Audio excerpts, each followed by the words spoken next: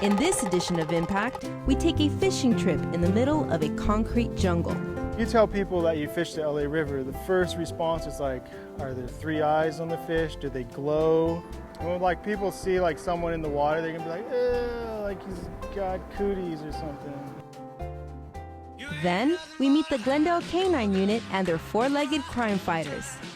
Dope dogs can miss dope, and it's not that big a deal. We can find it another day. Bomb dogs, we can't miss bombs. If we miss bombs, people die.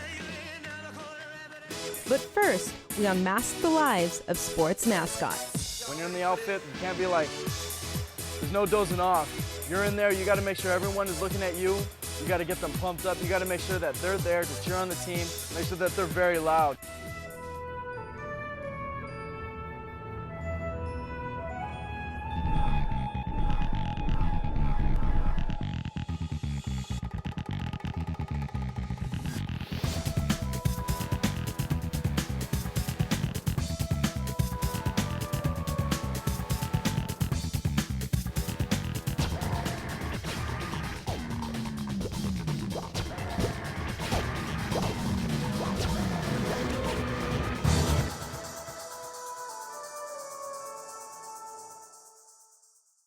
Welcome to Impact. I'm Trishna Patel. In our first story, we meet some people behind the masks of sports mascots. Our Impact producer dug up some history about these cartoonish icons, and we learned that they are just as much about tradition as they are spirit and high energy.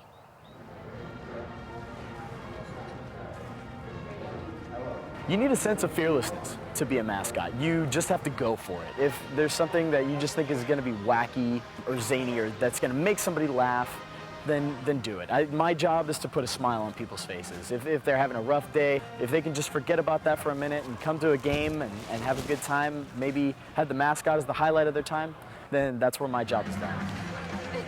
Long Beach State mascot Prospector Pete says that the college fan not only comes to watch the game, but also to watch his performance as the team's mascot. One of the things about being a mascot is you need to be able to express using just yourself and just having to get that across to people that this means I'm upset or this means that I'm happy. Mascots have become key to the crowd's overall enjoyment, especially when games are not exciting. Suddenly these characters did a gigantic leap from where they were to where they are today, which is a real piece of entertainment. David Raymond, founder of the Raymond Entertainment Group, is currently trying to finance a Mascot Hall of Fame. Just like any other Hall of Fame, there's a need to recognize these great participants. They're people and performers who are part of a program and really have developed a great following and great loyalty for a character. You're always looking at what else can you market. You know, the team's okay, but we want to market the clothing. We want to market the merchandising. Oh, you don't have a mascot? Wow, you should have one because you can market that. Dr. Roy Yarborough wrote Mascots, The History of Senior College and University Mascots. A May 2003 Sports Illustrated article called him the only guru of mascotology. I'm not here to sell the mascot, I'm here to report the history.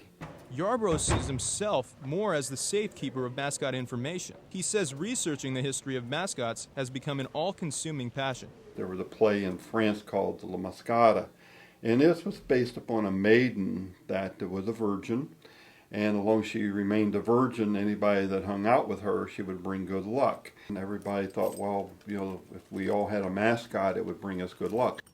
I found a book by Ray Frank, who wrote a book on what's in a nickname. I called him, and I said, when are you going to update this thing? It's kind of old. And he said, I've retired, why don't you do it? So I thought, well, maybe I will. And little did I know it was going to take about 3.5 years of research to update his material. Yarborough sent out 2,500 letters to universities and community colleges with sports programs in search of mascot histories. Nearly all the colleges responded, and he documented the results in his book on mascots. It became the definitive source of mascot names and history. UCSB Assistant Athletic Director Bill Mahoney tells how the university selected their mascot. The original nickname of the university was the Roadrunner. At some point in the 30s, a movie came out with Douglas Fairbanks called The Gaucho. Primarily the female students wanted to change the name from the Roadrunners to the Gauchos because of the movie. So He went to a vote of the student population, and they voted for the Gauchos. Good luck became associated with mascots as time went on. In the late 1800s, the post office adopted a stray dog that they named Oni as their unofficial mascot. Smithsonian docent Rachel Barkley says they believe Oni brought them good luck at a time when train travel was perilous. No train that Oni was ever riding on was in a train wreck, which if you're looking at the dates that he was around 1888 to 1897, that's a pretty big accomplishment. Today, college mascots are more than just symbols of good luck to their respective teams. They are spirit generators. A lot of people get in and say, wow, anybody can be a mascot. And not always so. Hall of Fame type mascots need to go through intense training, not only to deal with the audience, but also to deal with the grueling physical demands created by wearing often heavy, suffocating costumes and keeping a high energy level. The training is a huge component. You don't want to just go like this. Oh, okay, you're good. You have a pulse. You're in the costume. The most challenging part of the job for me is just looking alive 100% of the time you're in the outfit. When you're in the outfit, you can't be like, there's no dozing off. You're in there, you got to make sure everyone is looking at you. You got to get them pumped up. Pete has his own recommendation to avoid energy drink. A lot of people would think that we just down Monsters or something like that before the game, or just down like 4 Red Bulls. You don't go with the energy drinks. You get that mad crash, and you're done for the rest of the game. Just water, water, water. Although maintaining high energy levels is one problem that mascots face, pumping up fans in cumbersome costumes that impede their movement and vision is another. Here's Pete's helmet. Pretty much what's going on here. If you look down here on the bottom of his chin, this is where I'm able to kind of look at my feet while I'm going upstairs so I don't fall and like trip and break my face. And then there's that little fan back there that doesn't do anything but make noise. There's Pete on the inside. I've got you under my skin. Or I'm under his skin. In spite of the obstacles his costume causes, Pete was named the 2009 United Spirits Association's National Top Mascot. You really have to get used to the suit that you're in and kind of have to adapt to what you're doing because you don't have the greatest range of vision. To address issues such as costume safety and physical well-being, Raymond hosts a boot camp for mascots of all levels, including pro and college. These performers come in for 3 intense days of working on their skill and their passion for a great performance. The character is this living, breathing extension of your brand. So if they don't do it right, what they get is a stinky, smelly, disheveled-looking guy in a suit, monstrous-headed critters, if you will, in pajamas. You want that reflecting who you are? You want a figure that people can identify with, but also customer user-friendly, something that kids won't be scared of. Normally, you just try to appear shorter than them, so, I'll crouch down all the way down, on my knees or something, kind of like way down here, try to be less threatening. You don't want to force the kid to try to like you or anything like that. If the kid's scared, he's going to be scared. You just try to, lightly diffuse the situation.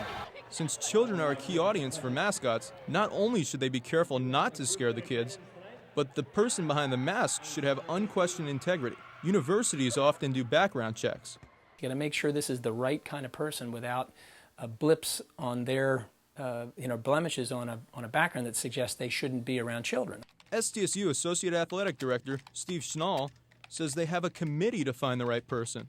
There's an Aztec Warrior Committee, and we have tryouts, student tryouts. We have them do some cheers to see how he would interact with the crowd. They've got to have a certain look. Sometimes mascots have to maintain good humor in the face of overzealous children who want a piece of them. I had about 15 to 20 kids jumping and hanging off me. One of them actually started pulling on the cape and started suffocating me, so I almost passed out. But I got through. I had to sprint away. There were over 3,000 kids there, and it was kind of a bit of a baptism of fire. And kids are brutal, man. Like, they'll, pull on your suit, and they'll kick you, and they'll punch you, and all you can really do is just kind of wave at them or kind of shake your finger. I actually get tuition paid for it. I'm one of the only mascots who gets tuition paid by being the mascot, so that's why I've continued with it for so long, plus the fact that I love doing it. The compensation is in the form of a stipend, tuition stipend. $1,500 a semester, so $3,000 total for the year. It's really rewarding when, you know, you've got a kid looking at you and, you know, seeing you as a giant cartoon and thinking that you're the coolest guy in the entire stadium. Some students just want to get involved. Coming here to Cal State Long Beach, they don't have a wrestling program, which was what I did in high school, so I just had to find something that I was really going to be involved. Prospector Pete is the rare mascot whose involvement at Long Beach State is well known, but most mascots keep their identity a secret. The unpardonable sin is to let people know who you are behind the costume. That's why, again, several conferences, you will get fired as the mascot if you take the head off. Ale has kept it a secret, so much so that he found a dumpster on the side of the field where he could be shielded from the rest of the crowd. He makes excuses to explain his absence from games to his friends. Just tell people, you know, I'm going to the grocery store, or I'm, you know, going to the bank, you know, maybe making a day trip to LA, but that usually seems like I can occupy a couple hours, so that's the best way I can keep it secret. Although mascots try to keep their personal identities secret, many of their costumes have become well known. Raymond, the original Philly fanatic, believes this loyal following has created an opportunity to establish a Mascot Hall of Fame. He first noticed how popular mascots had become in 2002, when he saw the extended media coverage of mascot abuse. It was all an idea of our group inside this office. We've had a lot of mascot abuse lately. This is about, 6-7 years ago, where we kept seeing shots on ESPN of characters being attacked by coaches, characters getting beat up by fans, characters beating each other up. Raymond got the idea of having a group of mascots march on Philadelphia for mascot rights to get further media attention. We had about 30 characters of all kinds from a local area, and some came in from other parts of the country, and we marched on Philadelphia, and we were on every news outlet in Philadelphia, and a couple of those made the wire. They're an integral part of what the entertainment value is at a game. It's part of what makes college athletics college athletics.